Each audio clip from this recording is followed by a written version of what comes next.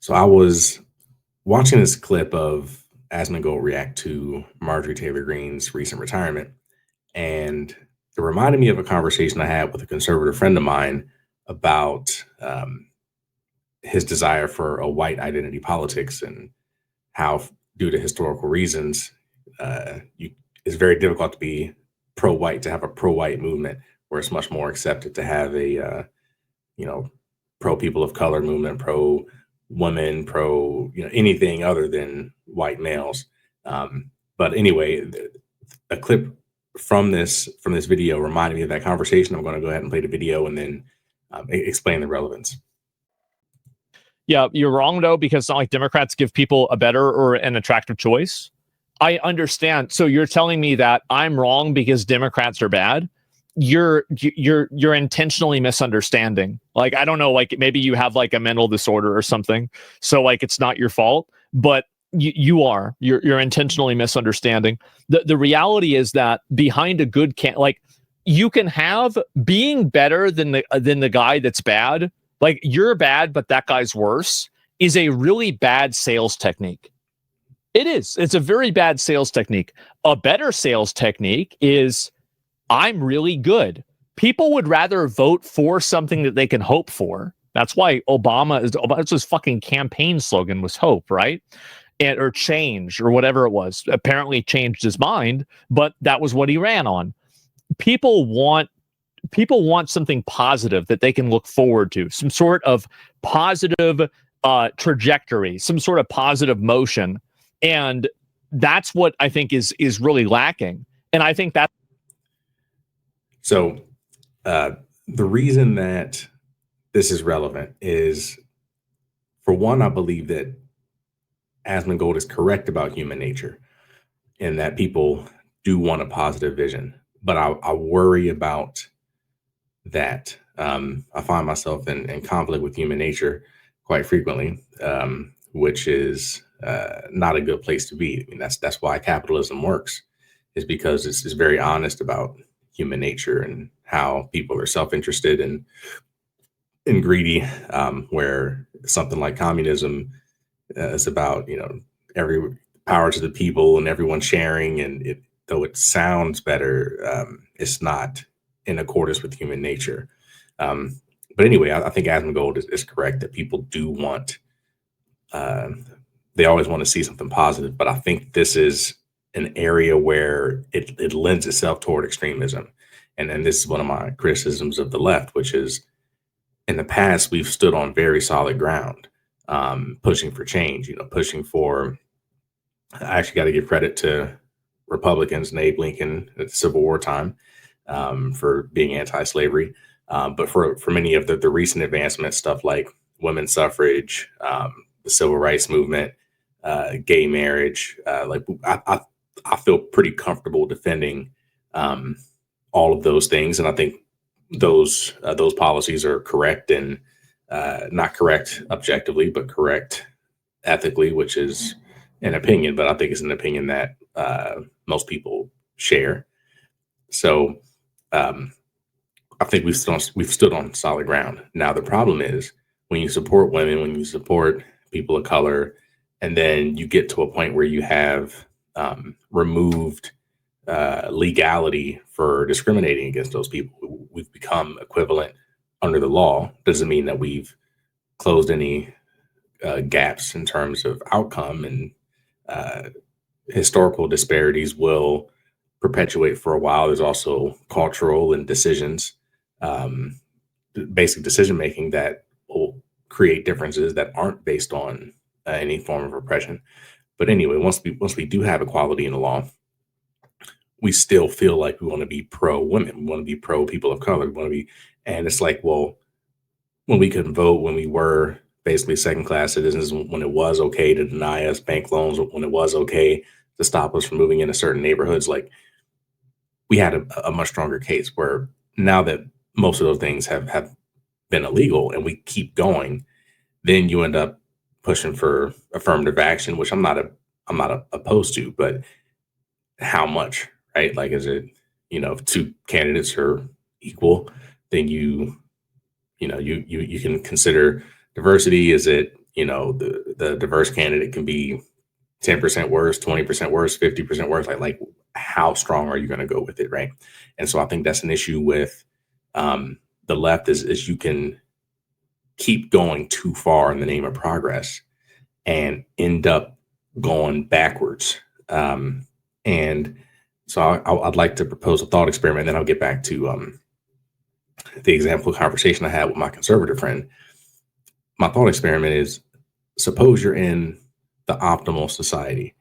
And I don't mean like heaven. I mean like optimal for the sake, given that you have humans in your society and humans are flawed creatures, for instance, you're never going to eradicate racism. There's always going to be people that see things on the basis of race. You're never going to eradicate all crime. There's always going to be a certain percentage of people who are criminals, right? So I'm not talking about heaven where everything is perfect and there's no crime and everyone's loving. I'm talking about the optimal possible civilization for real humans, right?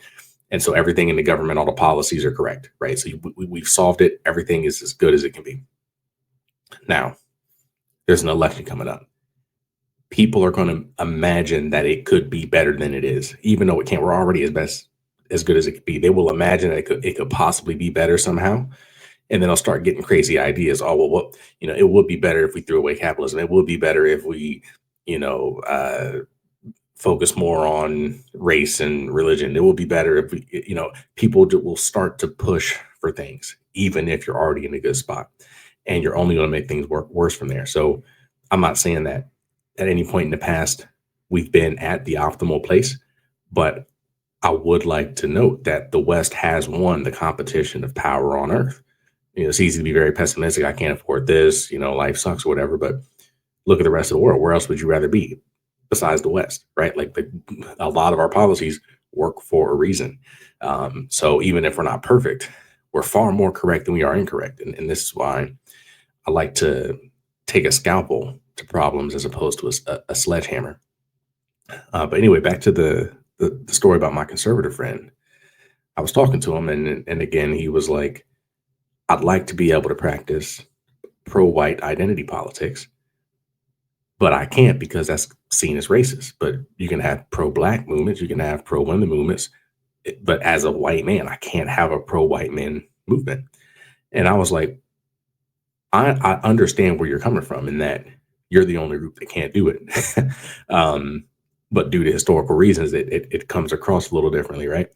So I understood him, but I followed up. I'm like, well, why do you care so much about what happens to white men, right? Like, I don't particularly care what happens to black men, like not more than anybody else. It's not like I'm sitting around at home like, if only things got better for black people, then I'd be able to make it. Then I'd be able to get a better job and do things for my family. But until we stop getting held down, I'm just going to keep hoping. And like, no, like that. I tie none of my personal goals to the success of black people as a whole. I hope we do well. I hope all of the United States does well. But the fact that I'm black doesn't tie my individual success to the success of black people. Good luck to you, but that's about it. And I was like, so why do you care so much about what happens to other white people? I was like, do you expect your life to get better when the life for white people in general gets better? And he said, yeah, like totally. Like if we make changes that improve white people, then I expect to, have a better experience. And I'm like, I really don't like that mentality because at that point you're sitting around waiting and putting your future in the hands of some politicians, in the hands of your other fellow citizens and hoping they vote the right way. No, handle your business, period. Right. And I'm also more of an individual. Like I'm not a big group person. And I'm not like, oh, well, because I'm a man, I have something in common with men. We're a unit. Because I'm black, I have something in common with black people. We're a unit. Like I don't really see that way. I mean, I'm an American. I was born here. We share a space. We have to share policies. But like I don't take things that were granted to me from birth at random and then, create a group based on that and then feel strongly about it, especially to try to be superior to other groups. Now, I do think United States is superior as an extension of the West, um, but that's not because I was born here. That's because I like those Enlightenment values that we were founded upon. I like checks and balances. I like capitalism, things like that. I mean, and I wouldn't even say I like capitalism as an emotional thing, but I like it that it works and that it's the truth. When I say it's the truth, trying to fight capitalism is very dangerous in that it's almost like a lie. In that if you try to say, okay, well, let me force the price of this good to be this way. Let me force the minimum wage to be this. Let me force manufacturing to happen here. Let me force, right? When you start to force things in the market, that means the market would not have done that, right? Otherwise, right? So, for instance, say like manufacturing, right? If you're going to start a new business, manufacturing products, and you're unbiased, would you choose the United States as your manufacturing base? Now, it's not the worst place. United States does have stability. So, for instance, if you were to build a factory in certain parts of Africa, the government or extremists might attack your factory and take it from you, right? So there is stability and a good legal system that comes to the United States. So we have that going for us. But the clear problem is our labor is extremely expensive. So the only reason that you would build in America, for the most part, is bias. That's the only reason you would build a factory in America, right? So if you're like, okay, we want to start bringing manufacturing back, we're going to build everything in America. It's like, okay, well, all of your prices are going to be, 2, 3 plus times expensive. Now, are the consumers going to be biased? Even American consumers, are they going to be biased and buy your product that's 3 times expensive? No, people got families to take care of. They don't have extra money to waste on supporting an American company. They just maybe some of them will, but most of them won't, right? And so if you have this lie of we're going to produce in America, okay, now maybe you need another lie to block the foreign goods to create tariffs to make it more expensive, right? And that tariff that you've now artificially made the whole world more expensive, that's also a lie, right? That has consequences for your general cost of living, right? And you end up in a web of lies. And it's not to say that you can't regulate capitalism, but you have to be careful with it. Same way you need to be careful with your lies, you need to be careful um, with capitalism. So anyway, back to I went on a capitalistic tangent there. Back to my friend, I'm like, you know, why do you tie your success to the success of white people? Um, and for some reason, he believes, and maybe I could do a better job of remembering that conversation or quoting him, but he really sees himself as a unit, as like I'm one of them, and we rise and fall together. But and I think this kind of goes back to Ben Shapiro too, when he's like, "Hey, if you can't afford to live where you're at, then consider moving." And that feels bad, right? But what else are you going to do? You're going to still not be able to afford where you're at. You're going to just complain and hope that again a politician comes in and saves you. You're going to hope that enough other people agree and vote with you, and then you deport enough people such that housing prices come down, and then your life is going to be fixed. Maybe, maybe not. And if it doesn't happen, then what are you going to do, right? And so this is why, especially as a man, I think you need to take control of your own situation. And this is where this is, I think, a good thing about conservatives historically, a good thing and a bad thing. So the good thing is that the pull yourself up by your bootstraps mentality is the most useful one to have, right? We can sit around and complain that the government policy isn't optimal, and it may not be, right? But if you're going to wait for that, then you have given up your own um, what's the word I'm looking for? Your own agency in determining where your life goes. Where if you say, okay, the situation is bad, but what can I do? Right? What do I control? What moves can I make? And you take control of your own success. You don't tie it to the government policy. You don't tie it to racial progress. You don't tie it to religious progress. You don't tie it to any other group project progress. you handle it yourself. I do think that's the best path. Now, the downside of that is, though every individual could handle it for themselves, there's always going to be people that won't. There's always going to be people on the bottom. So even though you personally don't have to be the one on the bottom, you personally could have worked harder. You personally could have made better decisions.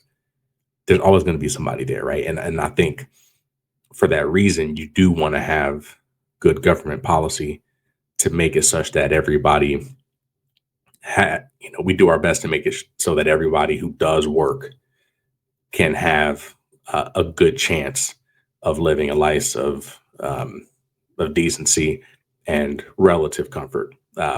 So it doesn't have to be the most comfortable if you never learn any skills or anything. But even if you don't have any formal education, as long as you spend 8 hours a day working, you should have a decent place. And I think we should work towards that.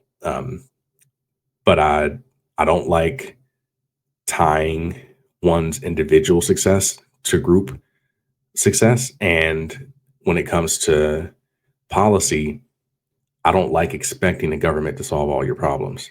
I think the government's job is to be reasonable, to protect us from foreign harm, and but like you shouldn't expect the government to like transform your life. Like if you're in a bad spot, if you're unhappy, voting in the next person is not going to change your life. You got to handle that. And if you do expect the government to change your life, I'll worry about that, because if enough people expect the government to change your life, the government will change your life, but it may not be for the best, right? You may have the government come in and say, okay, it's pure white Christian nationalism. You better show up to church on Sunday or else consequences, right? Or we can come in on the opposite, far left. We can come in, okay, everybody's going to be equal now. We're going to just print a bunch of money so that all the old money doesn't matter. We're just going to, multiply the money by 100 and then give everybody an equal amount of that new money. And now we have equality. It's like you can really end up in extreme places if you expect the government to transform your life. You should not expect the government to transform your life. You should expect the government to be reasonable, right? To have basic things. But if you really want to improve your life, you got to take control of that. That's my opinion. And I think that's the opinion that will keep us from extremes. And if maybe you have your version of extreme that you like, maybe that's the kind that'll win. But there's another side that has their version of extreme too. And that version of extreme should should make you fear that much more greatly than you fear the status quo over the past 40 years or whatever. So some people are like, okay, if it's not working, then just change it. Just change something. Maybe that's okay if you want to change your socks or something, but changing really big things like the West, right? That the foundations that we're based on, again, why we have won. It's not like we lost the competition of Earth. We won the competition of Earth. So we're mostly correct. And there's things we can do to improve it. But trying to throw the system away and, want a dictator and want communism and want all of this crazy stuff. Asmongold actually jokes in this video that he's upset he didn't get a dictator, that Trump didn't go far enough. I think he was joking, but sometimes when you really want the government to transform your life, you really don't care about, you start seeing judges and checks and balances and the Constitution. You start seeing that stuff as a barrier. It's like, wow, just make my life better. I don't care about the system. And if you have that mentality, I think it's a very dangerous place, and you're far more likely to break things that you didn't even know were important than you are to create the utopia that you're imagining. So I know it's not very popular to run a campaign that says, don't expect much. We're going to just do reasonable government and you won't notice much. And if you want to improve your life a lot, then, that's on you. And we'll try to encourage you and give some guidance and maybe help out a little bit. But the government is not going to save you. It's just not, and it shouldn't. And if it does save you, then you have to welcome extreme policies that are probably going to be problematic. So I'll go ahead and end here. It's not very inspiring. I know no one can win a campaign on what I'm saying, but I think it's the truth. So if anyone has any ideas on how to fight the worst tendencies of human nature, then let me know, because it's very easy to look at, like, and again, I will close here soon, but like, to imagine you have a girlfriend and boyfriend or something, and they're just kind of annoying you, maybe nagging or whatever. Like, it's easy to think, and I think this is it's less important with a girlfriend. Boyfriend is more important when you have like a spouse and like a family, but it's easy to think like, what if they could do this thing better? What if they stopped doing that thing that annoyed me? Or what if, you start imagining hypotheticals, those little things, and you don't appreciate the 97% of things that you take for granted that you do get along with. You just kind of zoom in on the few negative things, and you start to imagine, well, what if I did, leave my partner? What if I did, you know, change things, and maybe the next thing would be great. And it's like, almost all the time, not all the time, but plenty of times, throwing things away, you're gonna be making a mistake. And I think politics is just like that. You'll have these ideas that, oh, okay, well, I know, capitalism got us here, but maybe we can get rid of it. You can imagine how great it might be by getting rid of it, but you're probably going to be disappointed by that when you see the problems that come with getting rid of it. So anyway, I'll end it there. Good conversation, guys. Let me know if you have any luck fighting the worst of human nature.